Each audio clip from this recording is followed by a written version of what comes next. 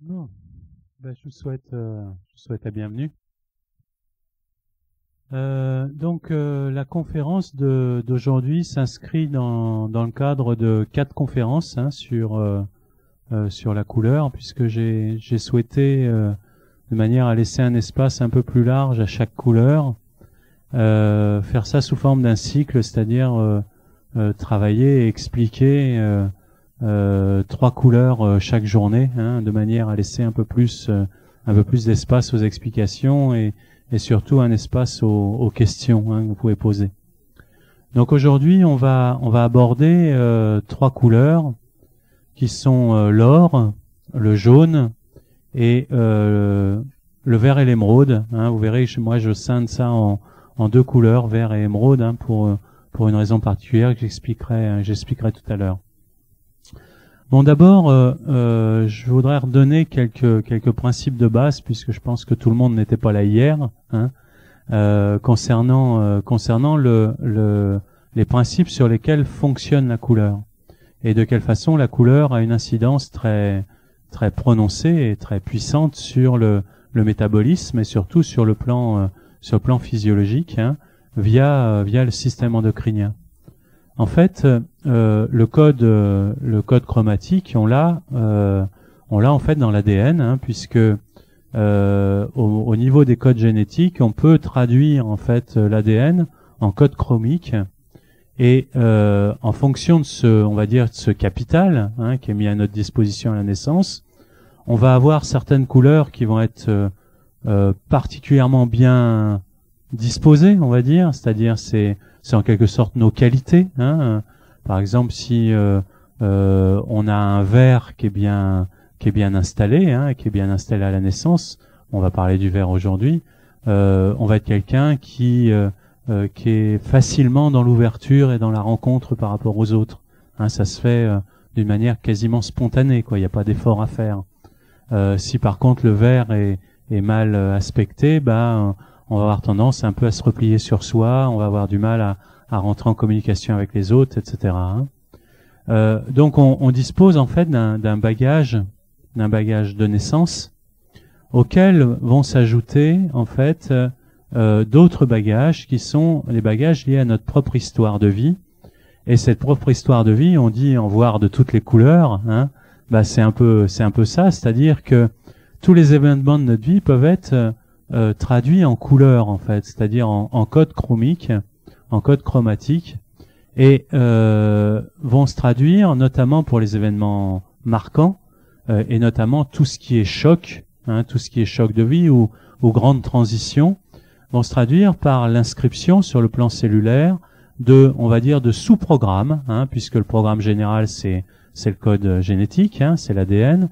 Et puis, l'histoire de vie nous crée un certain nombre de sous-programmes qui vont faire que on va donc vibrer sur une base chromatique différente. C'est-à-dire, cette base va se modifier par rapport à la naissance, ce qu'on appelle l'expérience de vie. Alors, il y a des belles expériences qui nous amènent dans l'ouverture, la conscience, et puis il y en a d'autres qui sont plus difficiles, qui nous amènent à répéter des fois des schémas relationnels difficiles ou des expériences de vie difficiles à répétition, et puis souvent on ne sait pas comment s'en débarrasser, et surtout quel bras de levier utiliser pour comprendre ou sortir de ces mécanismes-là. Bon. Alors, ce qui est important de comprendre, c'est que la résultante, de ces codes, donc, est une sorte d'émanation vibratoire faite par le corps, c'est-à-dire notre corps est une magnifique machine à fabriquer de la vibration.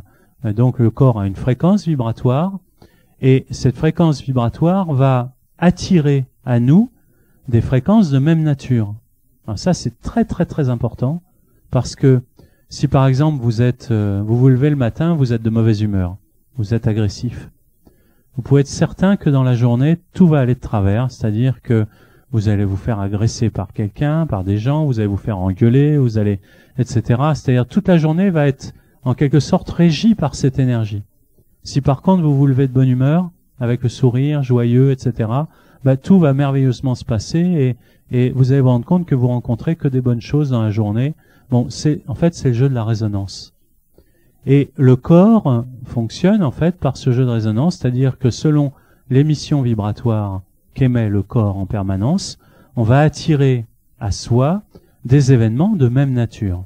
C'est-à-dire que si, par exemple, dans nos programmes internes, on a une difficulté par rapport à la relation avec l'autre, ben, on va toujours attirer des relations difficiles ou conflictuelles par rapport aux autres. Et tant qu'on va pas avoir déprogrammé ce code, tant qu'on va pas avoir modifié cette fréquence vibratoire, ben, notre corps va continuer à émettre cette résonance et on va avoir tendance à toujours rencontrer des événements de même nature ou des énergies de même nature qui viennent en fait à la rencontre de cette fréquence-là.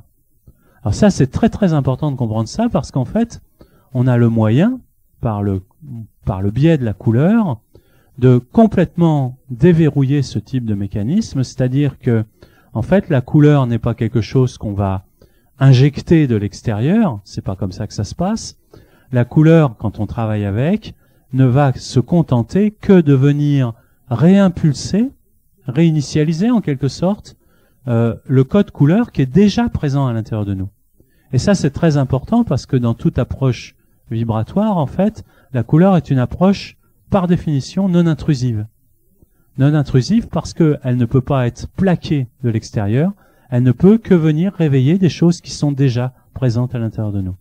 Donc ça, c'est un premier facteur qui est quand même non négligeable. Ça veut dire que, par définition, la couleur ne peut pas être traumatisante. Même si elle fait bouger certaines choses, elle ne peut pas être traumatisante. Elle ne peut pas créer de véritables états de choc, même si des fois elle crée des chocs. Mais ça peut pas aller au-delà d'un certain niveau, c'est-à-dire ça peut pas nous déséquilibrer fondamentalement. Bon. Alors partant de là, évidemment, chaque couleur a une incidence à un niveau particulier. Donc hier, on a vu le pourpre et le rouge qui sont vraiment liés à tout ce qui est structure et qui nous permettent de régir tout ce qui est vie matérielle, vie quotidienne, vie professionnelle, et puis tous les aspects de notre vie de tous les jours, y compris notre lignée familiale, notre antériorité génétique, etc. Avec l'orange, on a été dans le rapport au féminin et à l'intériorisation, c'est-à-dire comment être présent à l'intérieur de soi, l'orange étant ce qui régit tous les problèmes d'assimilation, d'intégration des événements, etc., mais aussi tout ce qui est, sur le plan physiologique, le transit intestinal, l'appareil urogénital, etc., la sexualité.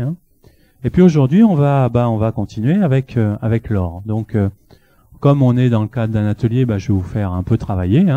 C'est-à-dire que Vincent va passer parmi vous avec un parfum. Donc le parfum or se pose dans la paume de main, au creux de la paume de main. Vous frottez vos deux mains l'une contre l'autre pour faire évaporer l'alcool. Sans ça agresse un peu les muqueuses du nez, c'est pas très agréable. Puis une fois que l'alcool est évaporé, vous respirez profondément 3 fois, en vous attachant à ressentir les choses. C'est-à-dire abandonner toute idée que vous pouvez avoir sur la couleur or. Contentez-vous de voir ce que ça vous fait en dedans. Ça vous plaît, ça vous plaît pas. L'odeur disparaît tout de suite des mains ou est prenante. Il y a peut-être des images qui vous viennent dans la tête si vous fermez les yeux. Il y a des images inductives. Bon, vous placez dans le ressenti, puis après, après on va partager et je vais vous en parler.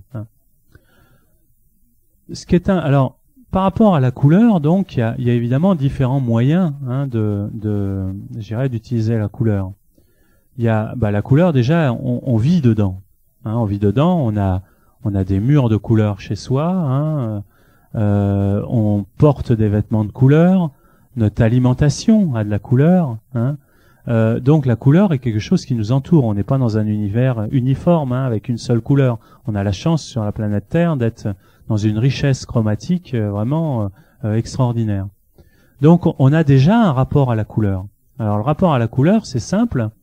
Il y a des couleurs que vous adorez, il y a des couleurs que vous approchez mais un peu à distance, et puis il y a des couleurs que vous détestez. Et même des fois, il y a des couleurs que vous ne voyez même pas. Alors ça, c'est tout le rapport énergétique à la couleur. Par exemple, la couleur que vous allez aller chercher, par exemple, par le vêtement, est une couleur dont vous avez besoin. C'est-à-dire, vous allez nourrir votre corps, votre système énergétique par la couleur. Donc, vous avez un besoin de cette couleur, mais le besoin est pas suffisamment, enfin, le déséquilibre est pas suffisamment profond pour que vous la rejetiez. Hein, donc, vous allez chercher par le vêtement. Donc, vous mettez un pull rouge, vous mettez un pull or, ce qui est la bonne journée, hein, etc. Donc, vous allez chercher le vêtement de couleur qui vous correspond. Et si vous y prêtez attention, vous allez vous rendre compte que le matin, vous enfilez un pull ou une veste ou une chemise. Si la couleur est pas bonne, au bout de quelques secondes, vous dites « Ah non, c'est pas ça », vous l'enlevez et vous en mettez une autre. Hein, c'est-à-dire, vous pouvez pas partir pour toute la journée avec une couleur qui vous convient pas. Hein. Si le déséquilibre est plus profond, la couleur, vous allez la rejeter. C'est-à-dire, vous pouvez pas la supporter. Vous la trouvez pas belle, vous la trouvez dérangeante, elle va vous agresser, etc. Et puis, si vraiment le déséquilibre est très profond, là, carrément, vous savez même pas qu'elle existe. Vous la voyez pas. Hein. Et d'ailleurs, il y a des civilisations, il y a des ethnies qui ne voient pas certaines couleurs. Il y a eu des études très très précises de fait, hein, notamment au moyen de l'imagerie artificielle, hein, du scan, hein, où on s'est rendu compte que en fait la couleur régissait certaines zones du cerveau et que selon le type de culture, c'était pas les mêmes zones du cerveau qui fonctionnaient par rapport à la couleur, et qu'il y avait même certaines ethnies qui ne voyaient pas certaines couleurs, c'est-à-dire au lieu de voir ces couleurs en question, elles voyaient gris à la place. Hein. Je pense notamment à une peuplade, à des pygmées. Hein. L'étude a été faite par des Américains il y a quelques années, d'une manière très très scientifique, et les résultats sont vraiment étonnants. Donc le rapport à la couleur, on l'a déjà d'une manière très étroite, et on va évidemment réagir à ça. Alors, comment c'était l'or? Chaud, frais, ok. Un peu de ouais, bien sûr, il y a de la couleur un peu citron dedans, hein. Boisé, ok. Ah, vous voyez, c'est assez mélangé, hein. Voluptueux, ouais, il y a un peu de sensualité dans l'or, hein. Est-ce que certaines personnes n'ont pas du tout aimé? Vous pouvez lever la main, c'est autorisé, hein, de pas aimer, hein. On peut trouver que ça pue d'ailleurs, hein. Hein, c'est vraiment autorisé, hein. Est-ce qu'il y en a qui ont beaucoup aimé? Ok, d'accord. Alors, évidemment, une couleur, un parfum de couleur qu'on n'aime pas du tout, c'est malheureusement une couleur dont on va avoir beaucoup besoin. Hein. Alors, ça ne veut pas dire qu'il faut forcément consommer le parfum de couleur, hein, mais en tout cas, ça vous donne une indication sur la couleur or.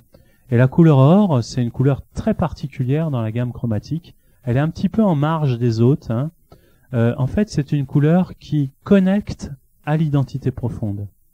C'est-à-dire que quand on a une difficulté par rapport à l'or, on a du mal à se connecter à soi, mais dans ses couches les plus profondes. Hein, donc on est un peu en quelque sorte en recherche identitaire. Et surtout, on a du mal à vraiment aller toucher ce qui nous touche le plus profondément. Hein, et on a du mal à le localiser. Et de toute façon, la couleur or fonctionne de cette façon-là, c'est-à-dire quand on travaille avec l'or, on va se rendre compte qu'on connecte à certaines choses qui nous sont vraiment profondes, mais on ne sait pas comment on connecte. Et ça, c'est vraiment très particulier à la couleur or. Et l'or, vous savez, on a de la couleur or dans le corps. Ça, on ne sait pas toujours. C'est la couleur de la bile. La bile, dans le corps, hein, c'est-à-dire avant qu'elle s'oxyde, bon, la plupart du temps, quand on la voit, c'est qu'on est malade et il y a eu une oxydation, donc elle est verdâtre. Mais en fait, quand elle est dans le corps, elle est parfaitement dorée. On dirait de l'or en fusion. C'est un or parfait. Hein. Et la bile, c'est quoi? C'est ce qui régit. C'est le seul liquide, je dirais, qui, s'il ne fonctionne pas, s'il ne circule pas dans le corps, amène à la mort. Hein. Donc, vous voyez, le parallèle symbolique est quand même très intéressant.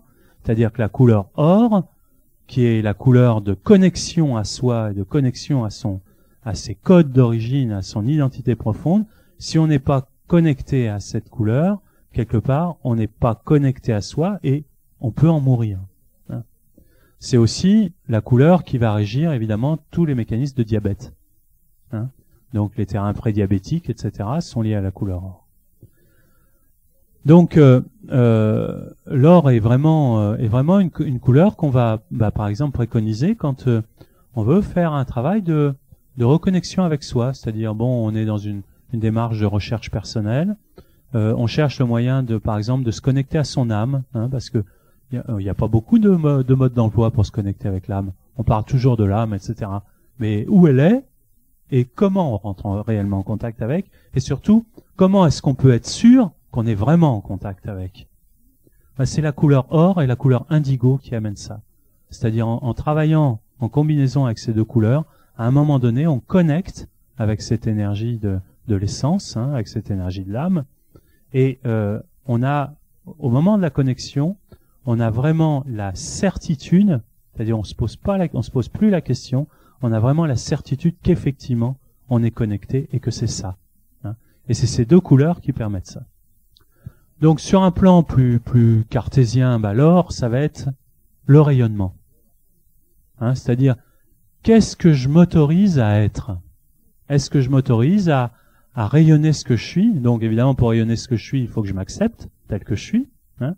Il faut que je m'accepte dans tout ce que je suis. Alors il y a les côtés sympathiques, évidemment, alors ça on n'a pas de mal.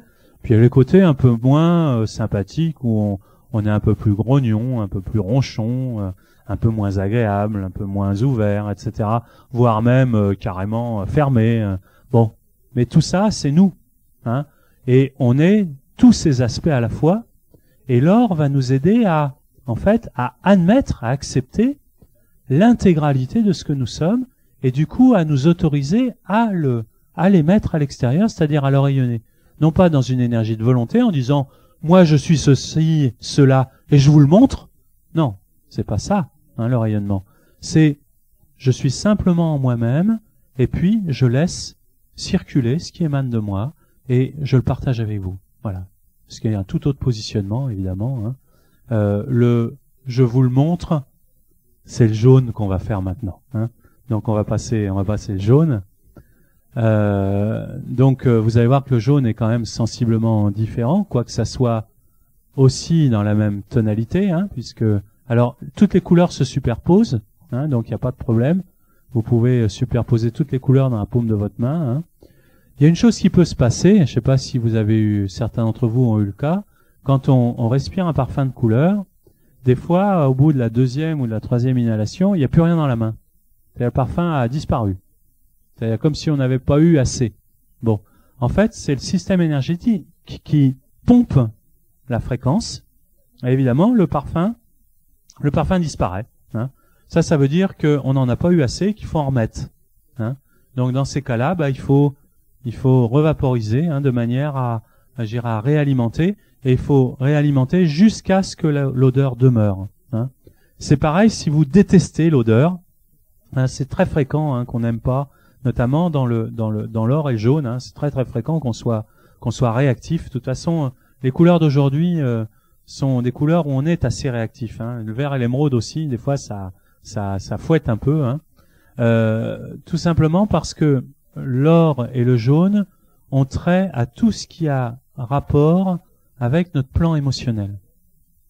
C'est-à-dire, si on a le plexus un peu tortillé, si ça coince un peu au niveau du plexus solaire, si on a le diaphragme bloqué et donc une respiration qui est pas très ample, hein, parce que on est contrarié, parce qu'on est stressé, parce qu'on est dans l'émotion, etc.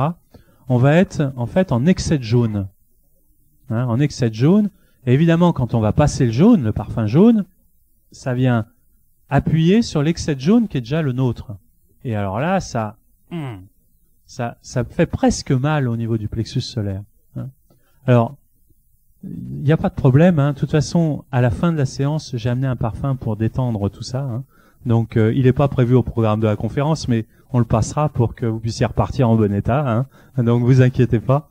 Mais de toute façon, il n'y a rien de préjudiciable là-dedans. C'est-à-dire, ça peut pas faire de mal. Hein. Et ça, c'est vraiment important de le comprendre, puisque avec les parfums de couleur, on n'est que sur des molécules naturelles, et qu'une molécule naturelle, si elle n'est pas adaptée au corps, c'est-à-dire si le corps n'en a pas besoin au moment où elle la prend, elle est tout simplement éliminée par les voies naturelles, c'est-à-dire par le sang, la lymphe, la transpiration et les urines. Hein. Donc ça part comme c'est venu, ce qui n'est pas le cas d'une molécule de synthèse. Hein, c'est parce qu'habituellement les parfums sont faits avec des molécules de synthèse qui, elles, vont rester fixées sur le plan cellulaire. Hein. Pour ça que quand je prenais l'exemple des magasins, des parfumeries, hein, hier, vous rentrez chez Sephora, vous essayez 3 parfums, au bout de 3 parfums, vous ressortez parce que vous avez mal à la tête, vous pouvez plus, quoi. Hein. Ça, c'est une réaction molécule de synthèse. Hein.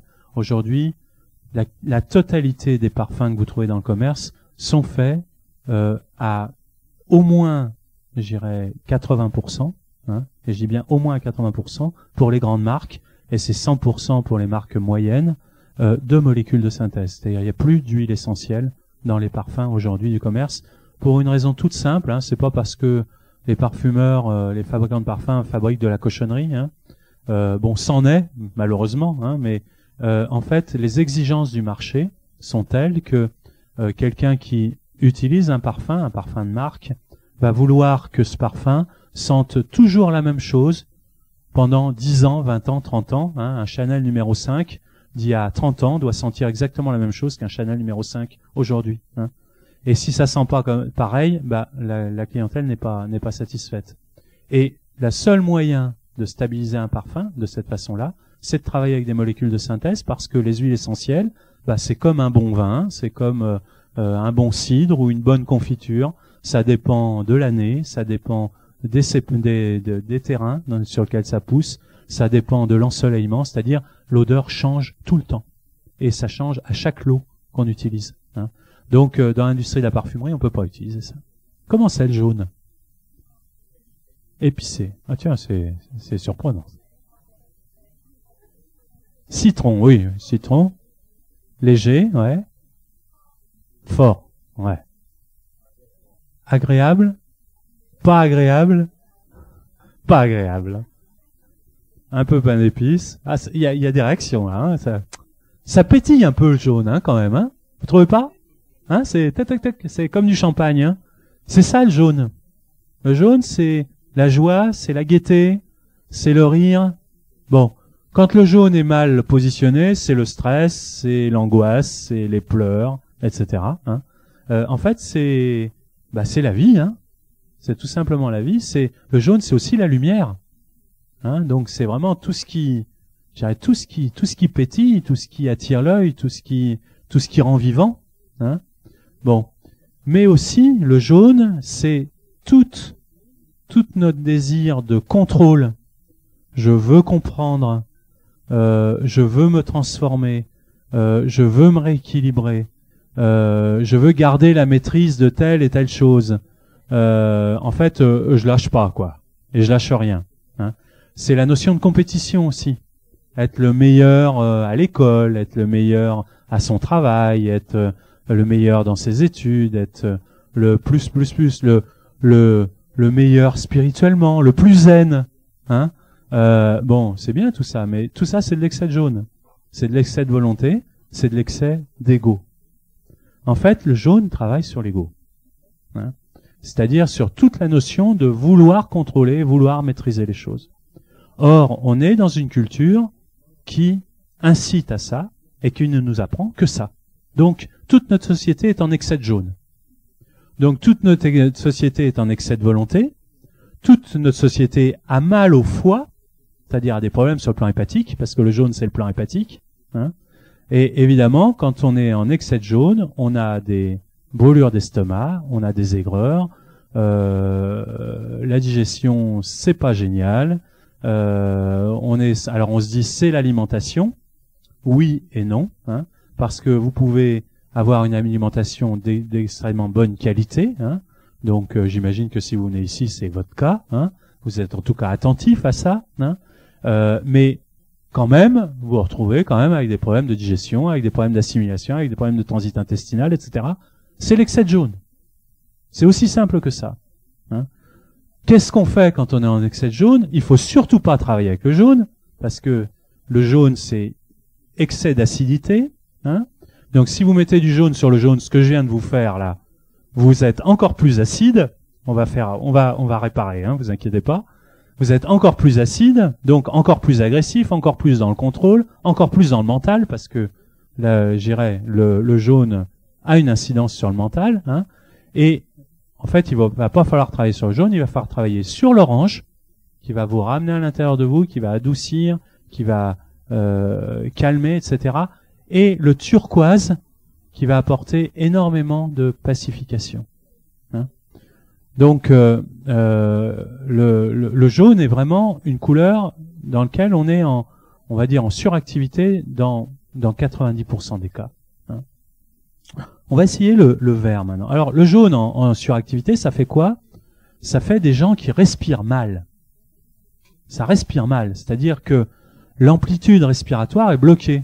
Hein, et on a le diaphragme qui est contracté en fait. Hein. Le diaphragme, c'est ce muscle hein, qui est en dessous des côtes flottantes, hein, et qui sépare en fait la sphère intestinale de la sphère pulmonaire. Hein, c'est un muscle. Et quand le jaune est en excès, ce diaphragme est contracté, il se détend pas. Hein, et du coup, l'amplitude respiratoire au niveau des poumons est affaiblie, donc on respire moins bien. Hein, donc on a une respiration qui est moins profonde, et du coup, on est plus tendu, moins détendu, hein, parce que dès qu'on réouvre la respiration, on se détend. Hein. Alors le vert, je vois des grimaces, c'est super. C'est pas le bon jour hein, pour avoir les parfums agréables. C'est surtout les derniers jours que ça plaît à tout le monde, hein, les parfums, hein. Avec l'indigo notamment, le blanc et tout ça. Donc le vert, en fait, est une couleur de transition. C'est pour ça qu'on a deux verts chez nous. Hein. Il y a un vert et un émeraude. Hein. Donc le vert est un vert un peu pomme. Hein, vous sentez, il est un peu acidulé. Hein. Et il y a un peu de citron dedans, hein, et un peu de jaune dedans en fait. Pourquoi ce vert est acidulé? Bah, tout simplement parce que quand on est très bloqué au niveau du diaphragme, on va pas pouvoir passer directement à l'émeraude. C'est trop fort. Ça choque en fait. Et ça passe pas. Donc on a créé une couleur transitoire qui va détendre le diaphragme, détendre le plexus solaire pour faciliter en fait le passage, au niveau du cœur hein, et au niveau de l'ouverture pulmonaire. Hein. Donc le vert est destiné à ça. Le vert c'est quoi? Maintenant j'ai chaud, excusez-moi, je vais tomber la veste.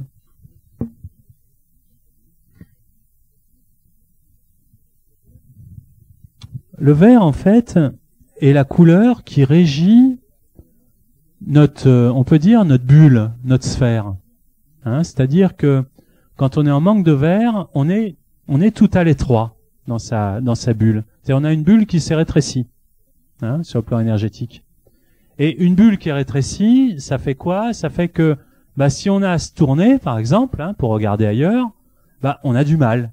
Hein, on a du mal à tourner la tête, on a du mal à regarder dans une autre direction. Et en fait, le vert est la couleur du changement de direction. C'est la couleur de la prise de décision. Hein. Alors, quand on est en manque de vert, qu'est-ce qui se passe? Déjà, on va se faire vampiriser par tous les amis, les copains, la famille, etc. C'est-à-dire, on a toujours quelqu'un qui vient nous demander quelque chose. Et on ne sait pas dire non. Eh ouais. C'est terrible de dire non, hein. Surtout quand on est dans une énergie de cœur, comme vous l'êtes. Hein. Dire non quand on vous demande quelque chose, tout simplement parce que vous n'avez pas envie et que vous avez votre dose, hein, que vous en pouvez plus, vous avez du mal à le faire.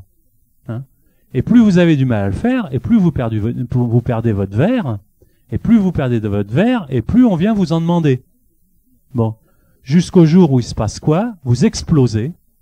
C'est-à-dire, soit vous partez, hein, donc vous cachez, hein, donc vous voulez plus voir personne, soit vous éprouvez un besoin irrépressible d'ouvrir les fenêtres, en fait vous avez besoin d'air, tout simplement, hein, soit vous devenez hyper agressif, c'est-à-dire vous éclatez de colère sur une broutille, hein, c'est un truc qui n'a aucune importance, aucune signification, et puis d'un seul coup ça va péter, hein, mais qu'est-ce qui se passe quand ça pète comme ça? Sur le plan énergétique, vous faites quoi? Vous repoussez les gens à distance. Et du coup, vous retrouvez votre air. Donc, quelque part, c'est bien de se mettre en colère. C'est bien de se mettre en colère. Bon, pas tous les jours, hein. Mais quand vraiment vous avez votre dose et qu'il vous faut, manifester quelque chose pour récupérer votre espace, il faut pas culpabiliser, hein. Bon, ça se fait. Bon, vous pouvez vous excuser après si ça a vraiment éclaboussé, hein. Les gens comprendront, hein. Mais quelque part, il est bien de vous autoriser à reprendre votre espace. Donc le vert va amener ça. Hein, le verre va amener la possibilité de récupérer son espace. Et sur un plan physiologique, qu'est-ce qui se passe quand on n'a pas de verre? Bah, on a un système immunitaire déficient. Ça veut dire quoi? Ça veut dire qu'on va choper tous les rhumes qui passent, toutes les grippes qui se passent, toutes les angines qui passent, tous les virus qui passent, on est bon. Ça sert à rien de nous faire vacciner contre la grippe. Hein. De toute façon, si vous êtes en manque de verre, vous êtes bon comme la romaine, vous allez quand même prendre la grippe, et en plus vous allez la prendre au moment où vous prenez le vaccin, hein, parce qu'on vous l'inocule. Hein. Donc c'est vraiment pas la solution. En fait, le seul moyen et regardez quand est-ce que ça se passe. Ça se passe souvent à l'automne. Hein. Pourquoi? Alors on se dit ouais parce que il fait mauvais, il pleut, etc. C'est pas pour ça. C'est pas pour cette raison-là. Vous sortez de l'été. L'été, vous avez été en vacances, vous êtes promené, vous avez été plus détendu, vous avez pris l'air. Hein, souvent c'est le moment vraiment où on respire à l'extérieur, etc. Et puis septembre arrive, vous reprenez votre travail, vous reprenez vos activités, le rythme s'accélère, surtout à Paris, hein, dans les grandes villes. Et puis, bon, ça commence à tirer sur la corde, vous avez de moins en moins d'espace, les bonnes résolutions que vous aviez prises en septembre, en octobre, elles commencent à être, vous aviez pris résolution de vous occuper de vous, hein, et puis, sous le rythme des événements, etc., bah, vous avez de moins en moins de place, de moins en moins d'espace, les cours de yoga que vous vouliez prendre à la rentrée, bah, finalement, vous en sautez 1 sur 2, etc., etc., puis vous arrivez en novembre, bon, c'est déjà loin, les vacances sont encore plus loin, et puis il n'y a plus d'air, il n'y a plus d'air, il n'y a plus d'espace, il n'y a plus de verre, et à ce moment-là, vous commencez à ramasser, je dirais, les virus qui traînent. Tout simplement parce que vous êtes en déficience d'immunité, en déficience de verre.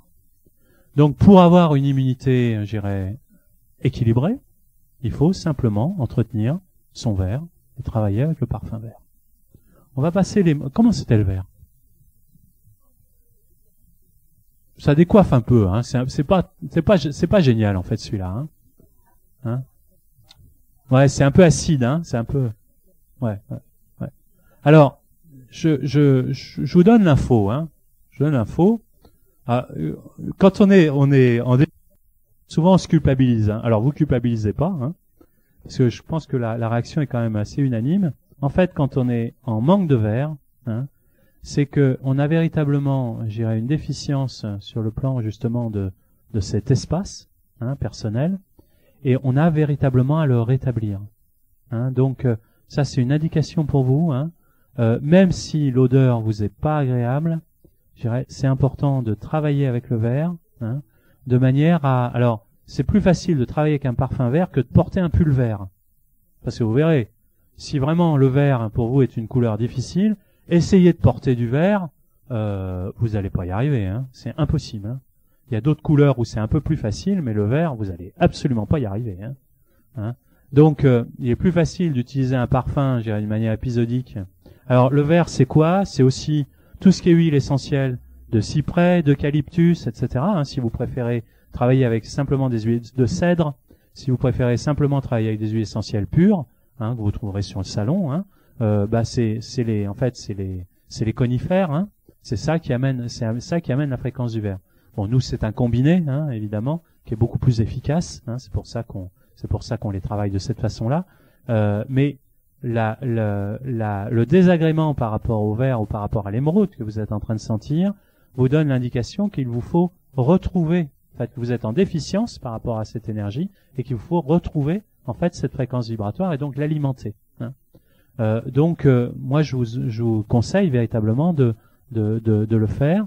Et le désagrément que vous pouvez avoir par rapport à l'utilisation du parfum de couleur, dès que vous réintégrez en fait la fréquence vibratoire, la fréquence énergétique, vous allez voir que le désagrément disparaît, c'est-à-dire la réaction un peu acidulée, hein, que vous pouvez avoir, un peu astringente que vous pouvez avoir par rapport au parfum, va devenir quelque chose en fait d'agréable. Hein, et même à un moment donné, vous allez en redemander, hein, comme si vous aviez envie de manger des bonbons acidulés de votre enfance. Hein. Donc la réaction de rejet ne dure pas, hein, c'est de l'ordre de quelques minutes, voire de quelques heures. Et au bout de quelques heures, l'énergie commence à s'installer si vous utilisez le parfum, et donc la réaction disparaît. Hein. L'émeraude, c'est comment? C'est mieux, hein? C'est mieux, hein? Donc vous voyez, bon, si par exemple le verre, ça coince, Et puis l'émeraude, c'est mieux. Bon, ça, c'est vraiment un indicateur. Hein. Ça veut dire que dans la gestion de votre espace, où est-ce que ça vient vous enquiquiner?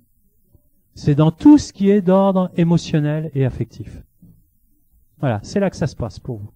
Hein, si vous êtes bien dans l'émeraude, ça veut dire que quelque part, bon, ça va, hein, vous avez quand même votre bulle, tout va bien.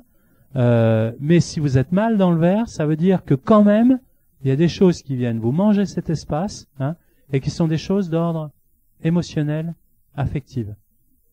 Hein, voilà comment on décode hein, avec les couleurs. Hein. Donc évidemment, je vous conseille de travailler, encore une fois, avec le vert. J'insiste lourdement, hein, mais bon. Pardon? L'émeraude est pire que le vert, alors c'est que vraiment le cas est grave. Il faut vraiment travailler avec le vert et l'émeraude, il y a vraiment besoin. Bon, par exemple, des gens qui ont eu une longue maladie, hein, par exemple tout ce qui est dépression, tout ce qui est leucémie, tout ce qui est cancer, etc. Enfin, vraiment les longues maladies hein, créent vraiment des pathologies en déficience hein, sur le verre et l'émeraude. Hein, et on va pouvoir vraiment soutenir, je dirais, le rétablissement hein, par ces fréquences-là. Hein. Donc c'est tout à fait recommandé. L'émeraude est la couleur qui commande la division cellulaire. Hein. Vous savez que le cancer est une anarchie hein, dans la division cellulaire, c'est-à-dire des cellules qui se développent, qui se divisent d'une manière anarchique, hein, sans structure. Bon, l'émeraude concourt à, je dirais, rétablir la structure cellulaire, donc une bonne division cellulaire. Bon, alors l'émeraude, l'émeraude c'est vraiment le prolongement de ce que j'ai dit, hein, c'est-à-dire c'est vraiment l'ouverture. Hein, c'est-à-dire vous sentez hein, quand on sent l'émeraude, hein, on a une impression d'ouverture au niveau des poumons, comme si on respirait les pins des Landes, hein, comme si on respirait la forêt. Hein. C'est vraiment ça, hein, c'est-à-dire quand on a sa bulle, quand on a son air, comment on est? On a les épaules ouvertes, hein, c'est-à-dire on a en fait la cage thoracique ouverte. Quand on est en manque de verre, on est comment? On est tout rétréci comme ça, on a les épaules rentrées, c'est-à-dire on se protège de l'extérieur. Hein. On se protège de l'extérieur tout simplement parce que les choses de l'extérieur nous rentrent dedans, parce que quand on est en manque de verre, notre bulle est atrophiée, notre bulle énergétique est atrophiée, donc elle ne sert plus de filtre comme elle sert en temps normal. Hein, parce que cette bulle énergétique qui est autour de nous, elle a une fonction essentielle qui est de filtrer toutes les énergies qui viennent à nous. Hein. Donc, dès qu'on récupère son verre et son émeraude, qu'est-ce qui se passe? On respire, donc on amplifie, je dirais, sa capacité respiratoire. En amplifiant sa capacité respiratoire, on amplifie sa bulle autour de soi. La bulle sert à nouveau d'office de filtre par rapport à ce qui arrive de l'extérieur. Donc, on est plus ouvert, on est plus dans l'accueil des autres, on communique plus facilement, on est plus heureux, on est plus joyeux, on est plus dans l'amour. Enfin, tout baigne, quoi. Tout va bien. Hein. Par contre, dès qu'on est atteint dans cette énergie-là, hop, ça se rétrécit, et évidemment, tout se resserre. Hein. Donc c'est ça l'émeraude. Hein. C'est ça l'émeraude. Et évidemment, la fréquence du thymus, hein, c'est-à-dire la capacité auto-immune qu'est la nôtre, est directement liée, directement proportionnelle à l'état de notre verre et de notre émeraude. Hein. Voilà. Alors, je pense que j'ai fini pour ces couleurs-là. Je vous ai dit, évidemment, bon, normalement, je passe une journée par couleur hein, en formation. Donc, imaginez tout ce qu'il y a à raconter pour chaque couleur. Hein. Donc, mon propos aujourd'hui, c'est vraiment de vous sensibiliser hein, à la couleur et surtout avec ce qu'on peut faire avec la couleur. Hein. Donc, il y a 50 000 moyens d'apporter la couleur. Donc, on a parlé des couleurs qu'on a chez soi. On a parlé du vêtement. On a parlé, non, on n'en a pas parlé. Il y a d'autres moyens, évidemment. Bon, il y a l'alimentation, mais c'est quand même assez léger, hein, parce que l'incidence est quand même très très faible. Vous avez les pierres de couleur fonctionnent très bien hein, sur le plan vibratoire. Hein. Donc une pierre verte fonctionne sur le vert. Hein. Une pierre jaune fonctionne sur le jaune. Vous pouvez y aller même si vous connaissez pas les pierres, même si vous connaissez pas l'action énergétique des pierres. L'ambre fonctionne sur l'or, effectivement, hein, etc., etc. Hein. Donc ça marche très bien. Hein. Vous avez certaines huiles essentielles qui sont reliées à certaines couleurs. Par exemple, le jaune, vous avez tous les citrus. Hein. donc citron, pamplemousse, etc. Hein. Le vert, vous avez tous les conifères. Hein. Le vert, l'émeraude, hein, vous avez tous les conifères. Et puis vous avez d'autres moyens qui sont des moyens plus élaborés. Donc vous avez filtre de couleur, hein, qu'on utilise en chromothérapie.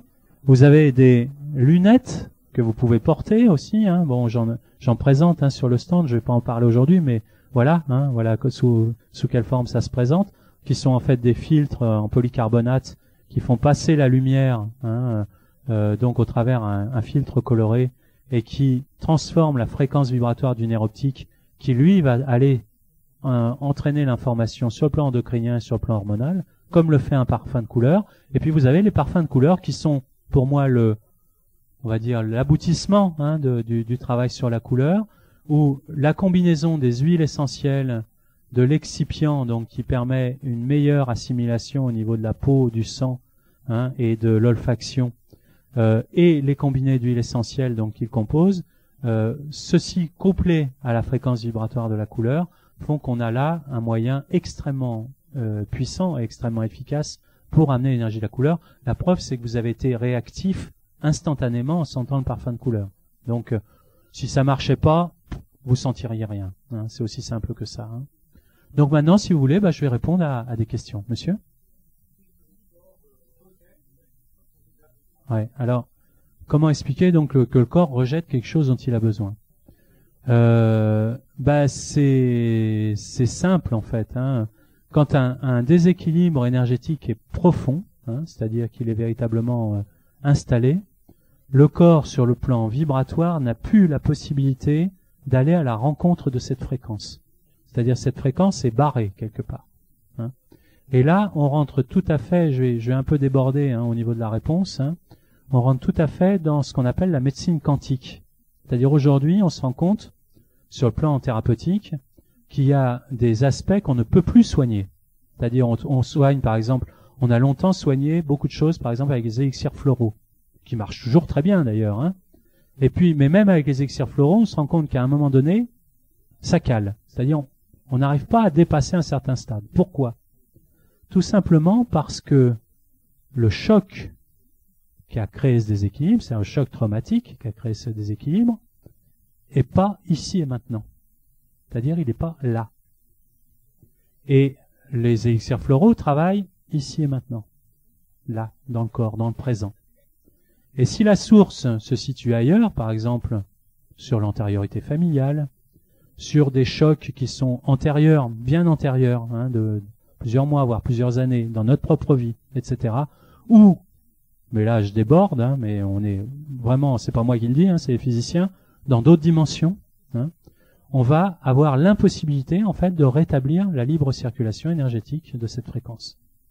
Et c'est là où on rentre dans des produits de nouvelle génération, hein, c'est pour ça que, en fait, des produits tels que les parfums de couleur apparaissent aujourd'hui. La couleur est un vecteur qui est, on va dire, transmigratoire, c'est-à-dire qui passe partout, qui n'a pas de limite de temps, qui n'a pas de limite d'espace, qui n'a pas de limite de zone, donc qui est pas connoté, hein, c'est un archétype la couleur. Hein. En fait, on a la possibilité, quand on envoie la couleur dans un corps énergétique, la couleur, elle va où elle veut. En fait, on ne sait pas où elle va. Hein, dans l'absolu, on ne sait pas où elle va. Mais elle y va, et du coup, elle remet en fonctionnement des schémas, hein, qu'on n'a pas forcément pu localiser, hein, avec le mental, avec le diagnostic, etc. Et ça refonctionne. Hein.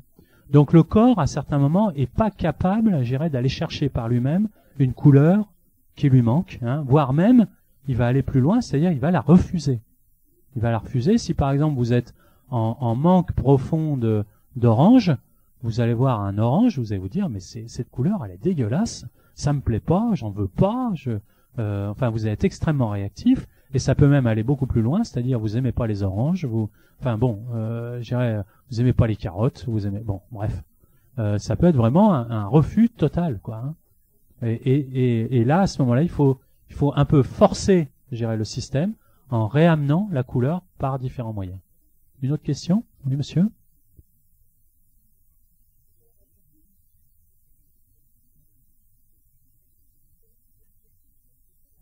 Ouais. Alors, le principe de la couleur est le même partout, hein, c'est-à-dire il y a une gamme chromatique, hein, qui est une gamme de référence, qui agit toujours de la même façon, c'est-à-dire un extrait jaune, une autre couleur jaune, un sel de couleur jaune ou une huile jaune, ça fonctionne toujours de la même façon. C'est l'excipient qui change, hein, c'est-à-dire donc c'est le support qui change. L'autre couleur, c'est ce que vous avez senti, donc c'est un hydroalcoolique que moi j'aime beaucoup parce qu'en fait on a une action qui est instantanée, hein, donc c'est très percutant, hein, ça agit tout de suite. Pourquoi? Parce que l'alcool passe tout de suite dans le sang par la capillarité au niveau de la paume de main et par l'olfaction, hein. Ça véhicule les molécules d'huile essentielle directement dans le système sanguin et en quelques secondes ça part sur le système endocrinien et le corps réagit, hein. Donc c'est très réactif, hein, et du coup ça fonctionne bien. L'huile, c'est une huile végétale, enfin c'est un combiné d'huile végétale, donc on va travailler d'une manière plus profonde. C'est une huile de corps, une huile de massage, donc on va être sur des traitements plus de fond. Et puis il y a des gens qui peuvent pas travailler avec des alcools, hein, ils sont réactifs à l'alcool, hein. Si par exemple quelqu'un qui a un eczéma peut pas travailler avec de l'alcool, l'alcool dessèche la peau, hein, donc à ce moment-là il faut travailler avec des huiles. Les extraits, c'est comme le parfum dans les parfumeries, c'est-à-dire c'est un concentré. Il y a 50% d'huile essentielle dans l'extrait sur une base d'huile pas de paraffine, de chanvre, hein, qui est la seule huile sèche qui existe, donc ça fait une huile qui est pas grasse, hein. Donc l'extrait permet de travailler en local, notamment sur des points de tension, des points traumatiques, hein, et des points de tension extrêmes. On peut travailler en digitoponcture, en shiatsu, etc. avec l'extrait, ou avec des zones qui font mal, particulièrement mal, par exemple une tendinite, une foulure, un blocage respiratoire, etc. On va travailler avec un extrait, hein, pour avoir une action très puissante, plus ponctuelle. Et puis les sels, ça fait la même chose en prenant son bain. Bon, ça c'est génial, hein. C'est-à-dire que vous vous mettez dans votre baignoire, vous mettez un sachet de sel dans la baignoire, et puis vous attendez que ça passe. C'est plus profond, c'est plus doux, et ça a vraiment une très très grande efficacité. Donc voilà. Après, comment travailler avec? C'est vraiment un problème d'affinité, hein. Il y a des gens qui vont être plus en affinité avec l'huile, plus en affinité avec les parfums, etc. Donc c'est la raison pour laquelle ces différents supports ont été créés. Mais par contre, le principe, je dirais, de la fréquence chromatique est la même sur les 4 lignes de produits. Ça fonctionne exactement de la même façon. Ça fonctionne aussi de la même façon avec les encens de couleurs, hein, que vous n'avez pas cités, qui sont donc des encens qu'on aromatise avec du jus pur, hein. On vaporise sur un bloc de matière végétale à consommer, je dirais du jus pur, hein, c'est le composant des parfums, et on va amener la fréquence vibratoire donc de la couleur dans la pièce de la même façon. Bon, évidemment, c'est beaucoup moins puissant que quand on travaille sur le corps directement, mais c'est quand même un travail intéressant. Une autre question, madame? Oui.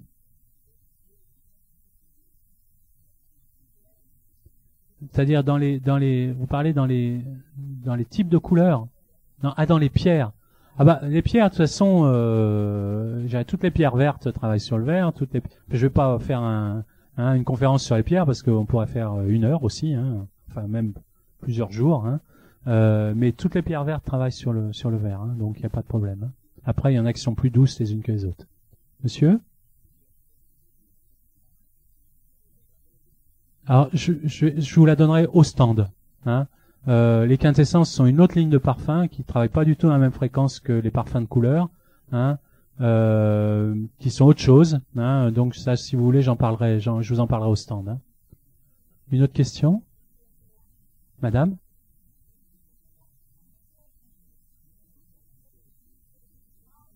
Ouais. Hier, j'étais en noir. Non, le noir est une couleur importante, hein. Je vais parler du noir et du blanc, hein. Comme ça, non, j'ai encore 10 minutes, ça va. Le noir, en fait, c'est la concentration de toutes les couleurs, hein. Donc, c'est la couleur empathique par excellence. C'est-à-dire, quand on porte du noir, on capte tout ce qui est autour de nous et on rentre en communication avec tout ce qui est autour de nous. C'est pas du tout une couleur de protection comme on peut le croire, hein. C'est l'inverse, hein. C'est l'inverse. Donc, quand on porte du noir, en fait, on est complètement en empathie avec les gens qui sont autour de nous. Hein. Quand on porte du blanc, c'est l'inverse. Je dirais, au contraire, le blanc renforce, je dirais, notre fréquence générale, hein, et le blanc donc va nous permettre en fait de mieux filtrer les énergies qui viennent de l'extérieur. Moi, je sais que quand je porte du blanc, notamment quand j'enseigne, de manière à être neutre. C'est-à-dire que quand je parle d'une couleur, que ça vienne pas en plus emboutir plus fort, hein, que le travail en question. Hein. Donc je mets une certaine neutralité, donc je m'habille en blanc. Hein. Mais le noir est une couleur très importante, hein, puisque c'est pour ça que les prêtres et les sœurs, hein, dans la tradition catholique, s'habillent en noir. Hein. C'est tout simplement parce qu'on communique mieux, hein, on sent mieux quand on. Par contre, il faut être très bien aligné quand on porte du noir. Si on va pas bien quand on porte du noir, c'est catastrophique. Hein, c'est-à-dire, on va tout sentir et notre déséquilibre va s'accentuer. Hein, donc, c'est vraiment pas recommandé si on n'est pas bien aligné. Une dernière question. Attendez, je vais répondre à Madame. Madame.